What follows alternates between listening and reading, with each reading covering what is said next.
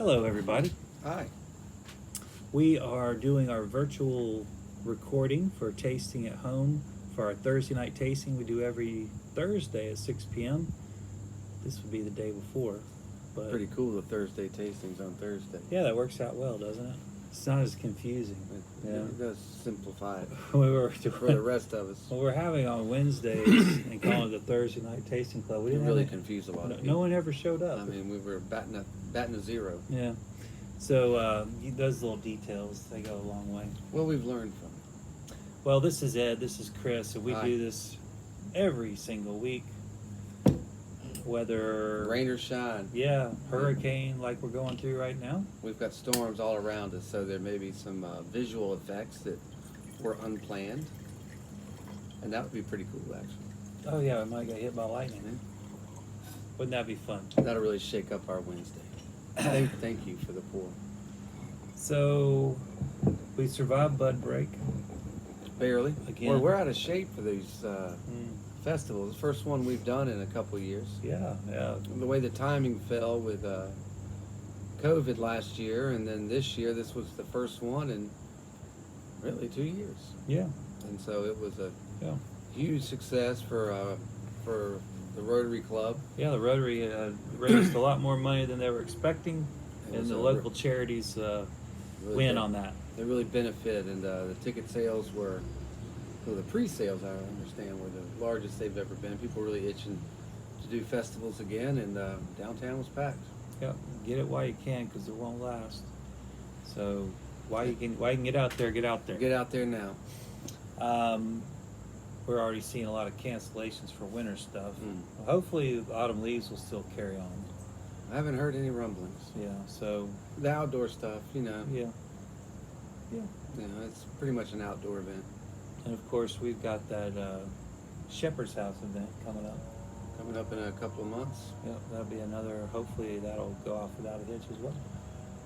There's contingencies, Yeah. just in case. I mean, there's lots of tents and things that are being planned with contingencies. So I think it'll go off regardless. And, you know, the wonderful thing about all of these, whether it be for the Shepherd's House or Bud Break or the museum, I mean, people are supporting it to support Oh yeah. the mission. And whether we pull off a great festival or a great dinner is kind of secondary. They really like supporting these wonderful charities that do so much in our town. Yeah, the bribe of the food certainly helps. It doesn't hurt. Yeah. So And with world-class bartenders from what talking wine. From what I understand, we'll see how that goes. Sucker born every minute around here. Well, we're here to talk about wines of the world. We do 4 each week in person. We never replicate wines. We really want to showcase the wines of the world so that we better understand why the ONS wines in Yadkin Valley are special. So the only way to know is to taste all the different places in the world. We're going to start off today with Paso Robles from one of my favorite producers, Eberle. Eberle is of German descent. They started in the 80s, and one of the first wineries in this area of Paso Robles, which is now the hottest place, not temperature-wise, All mind the you, cool but kids are all the there. cool Oh, kids yeah. are there, and they've been booming for decades now. And you might be able to hear this rain. And it's really pouring in over there. It's coming up on us pretty hard. We're in the middle of a depressed hurricane. It's sad because it already crashed onto New Orleans, and now it doesn't have much left. It's sad for New Orleans Yeah. and good for our vegetation.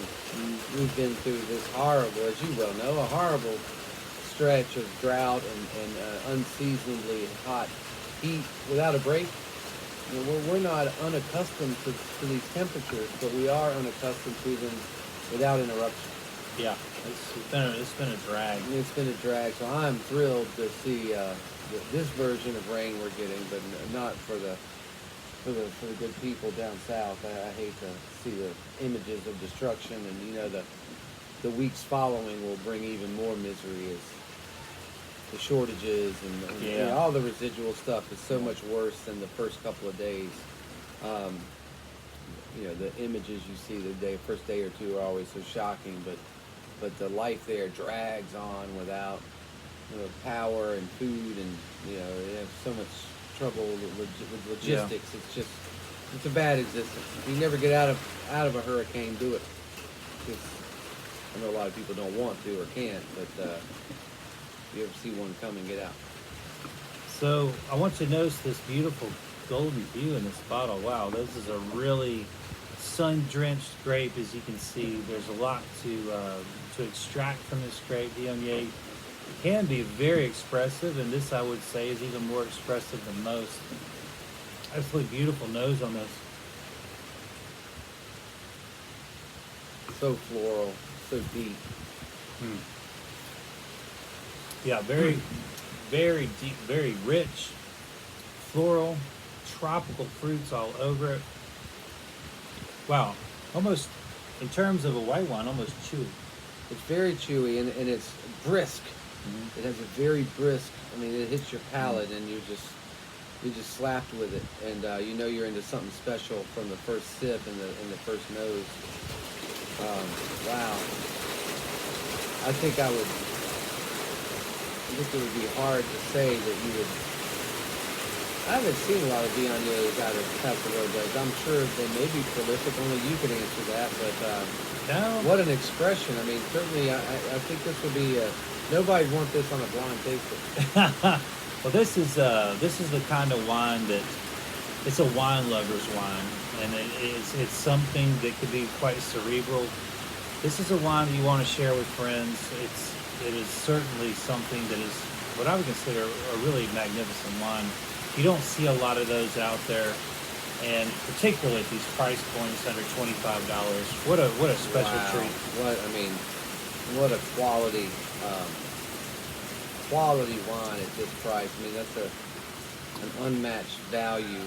Of course, Chef, you served Eberle at Trio. Big hit. Their reds are been phenomenal as well. Well, apparently they don't have a weakness. I guess not. You've picked out several Eberles over the years, and they're all about winning. I mean, I haven't had an Eberle you served me yet that hasn't been world class. I just love the complexities here. Mouth-watering acidity. It really has it all. If you're a person who likes big Chardonnays, this wine would be right down your alley. It could be a great substitute, if you would, for that caliber of big California Chardonnays. But that's what I like about it.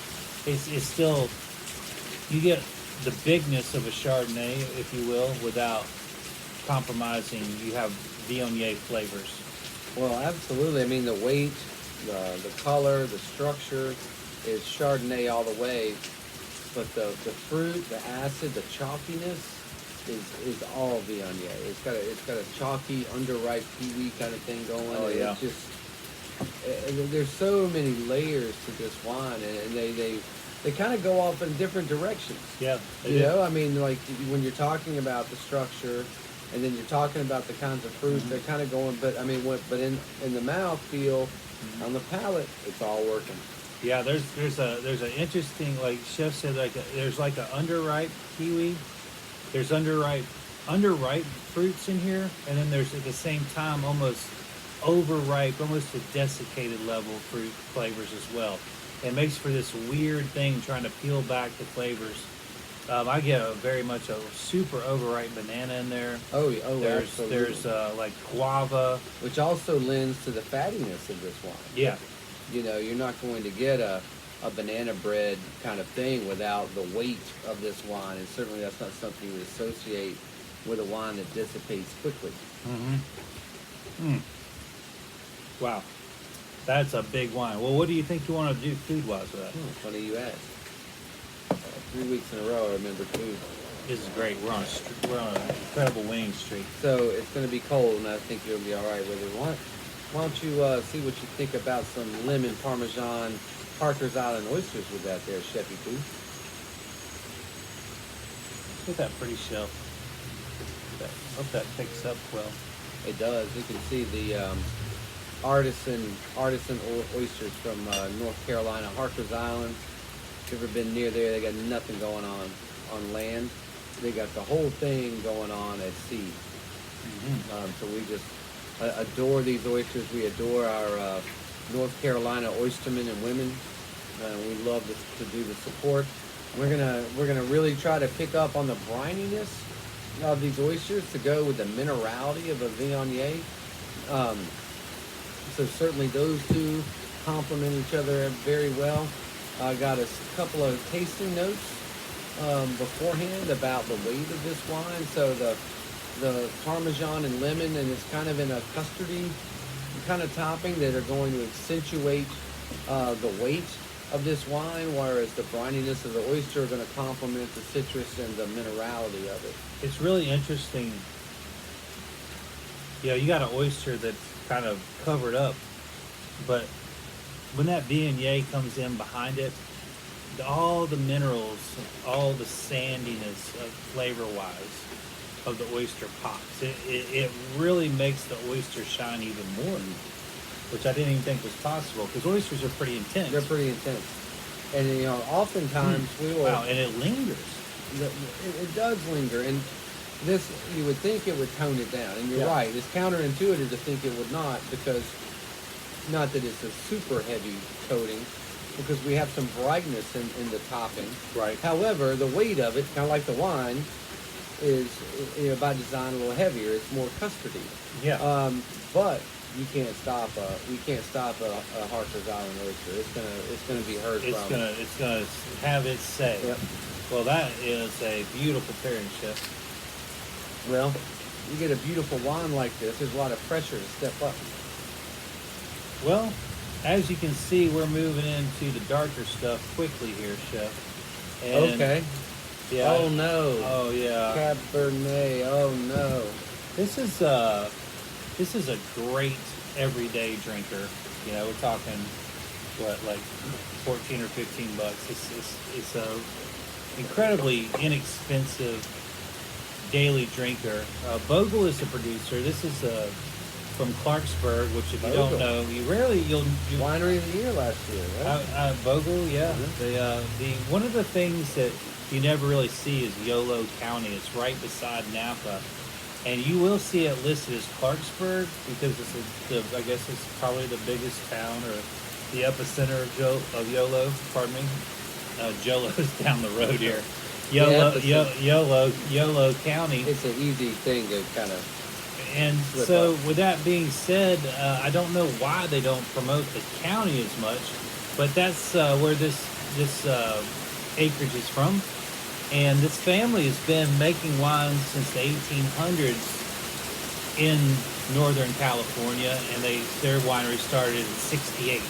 So we're talking about a lot of history in terms of American winemaking. That's about ancient, really, because we're very new at the game. Those are the pioneers right there. Mm-hmm. And so Bogle produces a lot of grocery store type wines, but they've really over the last 5 years really put a lot of new entries in that I consider more restaurant quality. And so we did the Chardonnay, had huge success with that. I thought it was really, really pretty. Mrs. Richard drinks that like crazy. Yeah. Really loves that Chardonnay. I mean, right out of the box. I mean, Yeah. certainly you knew it was coming. But you see the price point, you see the peripheral stuff on the bottle, and you're not expecting to be hit with that kind of quality. Right. But boy, oh boy, that was a fan favorite for sure. Yeah, and I think you're going to have another one right here. So this is, typically at this price point for cabs are going to be a little on the lighter side. And what they have done is they've added some Petite Syrah. And if you don't know, there's nothing petite about Petite Syrah. The grape, of course, is smaller. That's why it's called. But the flavor is actually more intense. If you think about it, the smaller the grape, the higher the skin to juice ratio. So if you're leaving your juice on skin of a Petite Syrah, you would have more tannins, more color, more flavors from the skin, as opposed to other grapes that are larger. The juice, there'll be more juice to skin ratio. So Petite Syrah can really give you a lot of pow, a lot of punch, and Petit Verdot as well.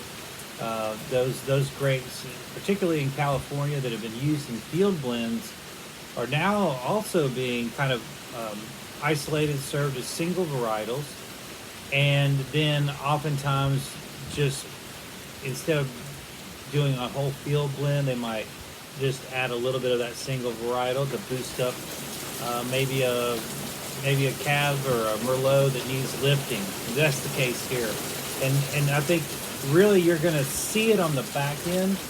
But it's like it tastes like cab, and then it finishes with that kind of raisiny, grippy Yes.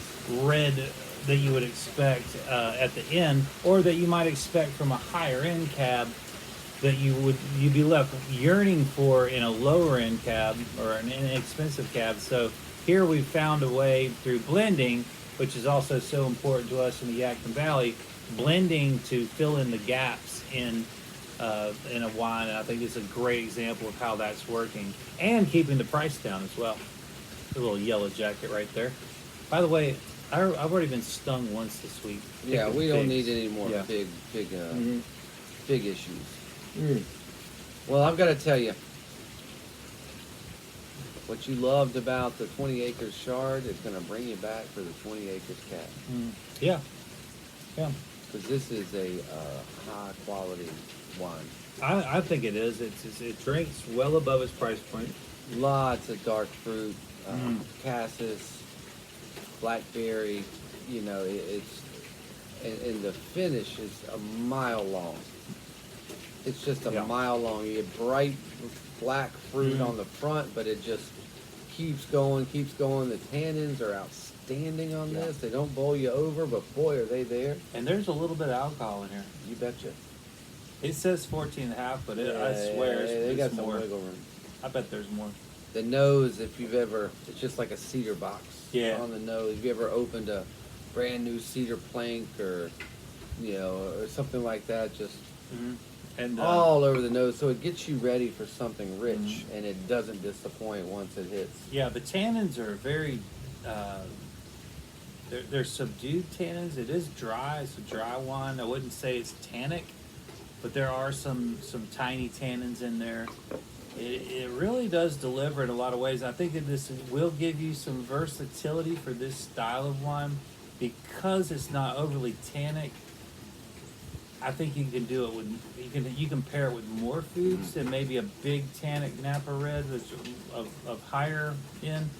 But I think red meat is where you should aim for. Yeah, and then when the Petite Syrah, keeps it fruity start to finish. So the tannins don't have a chance to overpower it. So while it starts to in the middle, you feel those tannins coming on. The Petite Syrah brings it right back to a fruity one. Absolutely, totally agree with that. That's a great analysis, Chef. So I am peeking over here into your little box. So we got of treats something a here. little Looks different something here. little We on got a the- little looks something different. fatty there, doesn't it? It does. What We is got that? some great marbling. Well, check this out. So I was reading here and reading there, and like I do, and then I noticed that one of our purveyors had this, and this is called a blade steak, Chef. Blades. Never heard of it. I had not either, to be quite honest. So I inquired about it, read a little bit about it. This is cut bone in off the shoulder of the pig. And at this cut, it's not like the butt, where it's. I should have given you a picture before you had this. Oh, it's okay. But the marbling, over the top, super tender. You associate this cut with braising, Right. and so when I was first reading about it, I'm like, who would want a blade steak? That's Right. crazy. Yeah. And the more I read about it, the more it made sense. And then I started reading here and there, and it's like, well, there's a lot of merit in this. Is it kind of like when we were doing those little pork porterhouses? A little bit. I mean, they're from a different part, but yeah, Right. like they had no business being as good as they were. Right. Yeah, we were shocked at how I mean, delicious no those business were. being there. And the same thing here. Price point was pretty good, so I'm like, it's worth it no matter what. We sent Blanton some tonight for family meal. We're going to be doing these tomorrow too. Cool. Anyway, check this out. I just did a light marinade, some herbs, some balsamic, some olive oil, grilled it, finished it in the oven for a few minutes. Just tender as can be. Wow. I'm really surprised. It eats like a steak. Right. And it is a steak, but it's a pork steak. Mm-hmm. And it's beautiful. It's like this big, bones in the middle. So we get a little more flavor, a little sweetness. Well, I was just thrilled with the depth of this flavor. It's really great. And the fat keeps it tender. There's not any hesitation on the chew on this. It just melts in your mouth. I'm just tickled pink about this. So in terms of like a family meal, are you just doing those kind of on the verbal side? Yeah. Until I'm working on a few new things. Is really what I'm trying to do. Because I feel like I wanted to bring them back, and then it was like, oh yeah, same old thing. Yeah. So I'm trying to read up on some new stuff, offer some different style items. I'm really happy about this. Let me cut you some more there. So I want to offer That's a nice treat. a few different things. So yeah, we're going to be doing this in our to-go boxes, and we're also going to be doing this in person tomorrow. So we have a few people with beef aversions too. So this is a great way Oh yeah. to get the depth of flavor without having the cow as the center of the plate. So Right. that's another thing I was excited about too. Mhm. You know, we have a lot of regulars who, we kind of have to build around, Yeah, they don't do red meat. and that's cool. I mean, we always respect anybody's aversion to anything, but it does give me a challenge every week to try to build 4 things with 4 wines, knowing Right. this is probably great, but this is another tool in the toolbox too. When you Absolutely. have big wines like this, we can still get that depth of flavor. Maybe even throw a cheese or a mushroom on this to finish it. And boy, you're talking about you could put anything with that. That's wonderful. Yeah, and how big are they? They're like 12, 14 ounces. I mean, they're Those- huge. I mean, they're bigger than this box. Yeah. I mean, I had So when you sear them, and I grilled half actually. Actually, I grilled half of them and I seared half of them. And to be honest, I think I like the look, the caramelization on the seared ones. And that was probably more from the marinade. The marinade was right. it caramelized better, off the entirety of the steak than it did on the grill, because the grill's hitting it. You're getting those quadrinays on there, and so the middle parts were. You can kind of see they're still kind of the pork, but on the flat top, the whole thing caramelized. It was really pretty. So it'd be a great thing to cut and fan out. That's what I was thinking. Yeah. Like treat it like a flank. Yes, almost. absolutely. Yeah. That was Which yes. I That's guess you could get into, carnitas or in a sense, it'd be like a really high end carnita. Well, that's funny because what I was on my notes for next week. I really want to sear this with that homemade verde, with the shishita verde, and do like black beans and that Carolina gold rice. Oh man. That'd be a great weeknight meal, I think. Or everyday meal. Well, true enough. Like Friday, Saturday, Sunday. Tuesday morning. Breakfast pork. It's wonderful. It would Chef. work. I think it's great. I mean, I'm just tickled to find this. I don't know where it's been. I don't know how I've missed this, but blade steak. I'm all for it. And it's working with the wine too. Well, the fat and the fruit Yeah. are enjoying each other. Oh, yeah. Yeah. Well, it'd be interesting to play with some different marinades to gear towards different reds. Yeah, I mean, too. you could also probably, that's the great thing about pork is you can steer it in so Steer many it any way directions. you want. Yeah, absolutely. You think about, you could go Indian style, Yep. you could go Asian, and pick your culture. You know, is it Well, you could- Chinese or Japanese or And you Korean could or go Vietnamese? roasted garlic and some green oil, and then you could go Italian on this. Sure. too. Oh yeah, absolutely. So I mean, you spin the globe and Yeah. wherever you land. Yeah, I mean, And the Verde with South America, you know. yeah, Bordelaise, go French. Go French, Mhm. absolutely. Yeah. Some baby veg or potato with that. You could go You French could all the put way. that over the top of poutine, and now you got Canuck. Canuck. Well, Perfect. I think either way you go, Chef, you're going to have a winner because just right out of the gate, it's wonderful. Well, you'll see a lot more of things like this as we continue to play and get in our little laboratories and try some Yeah. things. It'll be fun. Yeah. Well, yeah, we're kind of at that. I guess school started back up, so we kind of get a little bit of a lull in our business, and that gives us all a little more time to breathe and think. And take a step back from just being right over the You- right over the you- stove and the right over the intensity. farm, and so we can do a little more test kitchen stuff, and Ed can drink more wines and Yeah. and be a bit more put more time to it. Mm-hmm. So we're hoping to parlay that into experiences for you and our guests.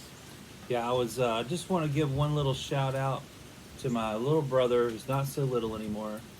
I just went down and celebrated with him for his 21st birthday. Big wit. So I finally got to serve him some proper adult beverages, and I got to tell you, it was wonderful. Chef, you hooked me up with all those great, that halibut, which was just a huge hit. I did that with asparagus, and I made a beautiful red onion beurre blanc on it, Gosh, and it was just you can't do better to than kill that. for it. I've been saving this bottle for a very long time.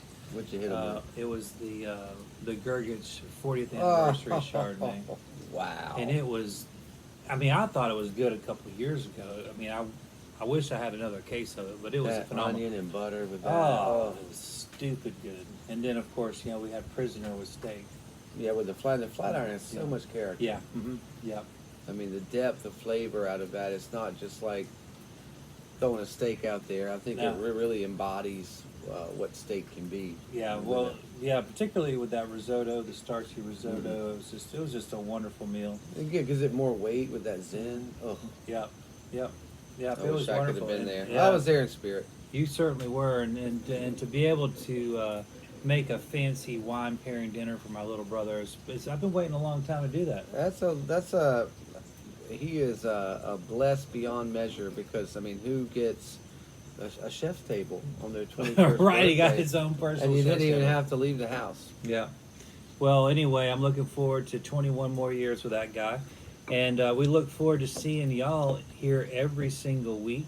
If there's wines that we are somehow missing, feel free to message us on our YouTube. You can message right here on the comments section, or you can shoot us an email or text. Most of you know my phone number by now, but we're happy. Clearly. Yeah, we're happy to put in requests. We can hunt things down, but we feel like we try to keep a pretty good diversity in the wines that we're drinking. But there's so many wines out there that we've yet to taste, and we're going to keep fighting that good fight. Well, look at all the wines you got to taste today, and all Oh, those good beautiful Lord. grapes. You're like, Yeah. just stuff from, I mean, the most obscure things in the world. And so that, these, a lot of these portfolio managers are just like really anxious to get in front of you, because Yeah, they know because what I'm the kind of guy that can sell it. yeah, well, and appreciate it. You and gotta sell, you know. gotta have someone that can explain Yeah. some of these weird. Like this right here is gonna sell itself. I would love to say this would There's sell no way it would itself, sell but itself. no, it A won't. Paso Robles Viognier? Nah. I mean, But somebody may buy it it- because of the Eberle name. Yeah. But it mostly- should sell itself. But Eberle is but- known for reds. Yeah. So, I mean, that would only sell to a niche audience who's like super into their red blends. But I mean, who would just go, oh, look, a Paso Robles Viognier? Yeah, but we Gotta got have it. Chef is right. There's a lot of different things tasted today, and they're going to be here in your near future. So Yeah. don't you worry. But they're not always the traditional grapes that you expect, that you walk down your grocery store aisle and see the Chardonnay section Perfect. or the Pinot That's section. the best part. These are grapes that don't have their own section. That's the best part of it, and that's why people line up for your tastings, because they're not coming. They're not coming there for Kendall Jackson Chard. They're coming there to be wowed with all these boutique and crazy crazy grapes from all around the world and the beautiful stories that accompany them. Yeah. I mean, what fun. Well, we got to do our diligence and weed out the weak ones. So we had some weak ones that we weeded out, and we got some strong ones coming your way. So make sure you get your pickup packs. If you can't be with us on Thursdays, if you can be here on Thursdays, 6 o'clock. Well, not at Chris's house because we're filming at your house. If you're here at 6 o'clock on Thursdays, there's probably some wines around here. Yeah, too. you can probably just help yourself to whatever. But just let Tamisa know. She might be a little startled. Maybe. But we'll be at the restaurant if you want to join us at 6 p.m. on Thursday. Thank you, everybody, for joining us. We will see you. Real quick, because this will go through. Another quick shout out to my beautiful, amazing wife. It's our anniversary this Friday, 2 days from now. Best thing that's ever happened to me. Happy anniversary. Can't wait to spend some time after the weekend together. Yeah, please get him out of here. See ya. Bye.